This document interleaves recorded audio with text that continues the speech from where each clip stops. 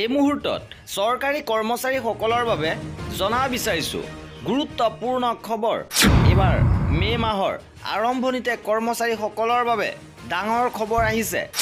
হতাশ হৈছে হাজাৰ হাজাৰ কৰ্মচাৰী।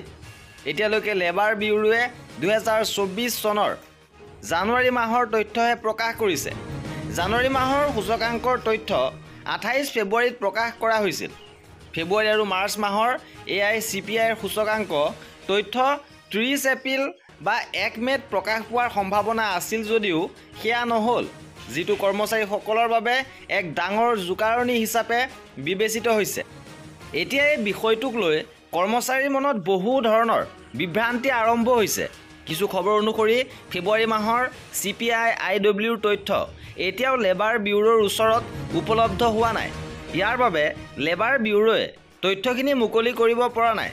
তথ্যৰ বাবে অপেক্ষা কৰি থকা কৰ্মচাৰীসকলে লেবাৰ বিউৰোৰ ৱেবছাইট laborbureau.gov.in নিৰীক্ষণ কৰি আছে।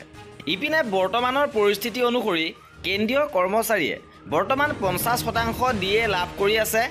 7 পে কমিশ্যনৰ নিয়ম অনুসৰি যেতিয়া DA 50% হয় তেতিয়া ই শূন্য হৈ পৰে।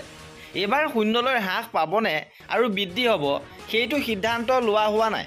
বিশেষজ্ঞসকলৰ মতে এই নিয়মটো শূন্য কৰি লোৱা হৈছে যাতে কৰ্মচাৰীসকলৰ দৰমহা সময়ে সময়ে সংশোধন কৰিব পৰা যায়। কিছুদিন পূৰ্বে কেন্দ্ৰীয় চৰকাৰে DA 4% বৃদ্ধি কৰিছিল আৰু তাৰ পিছত 50%লৈ বৃদ্ধি কৰা হৈছে।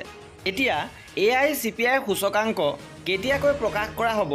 DA শূন্য কৰা হ'ব নে পুনৰ 50%ৰ পৰা বৃদ্ধি কৰা হ'ব, সেয়া হ'ব লক্ষণীয়। কৰ্মচাৰীসকলৰ প্ৰতিটো খবৰৰ বাবে আমাৰ চেনেলটো ছাবস্ক্ৰাইব কৰি ৰাখিব। ভিডিঅ'টো শেষলৈকে চোৱাৰ বাবে বহুত ধন্যবাদ।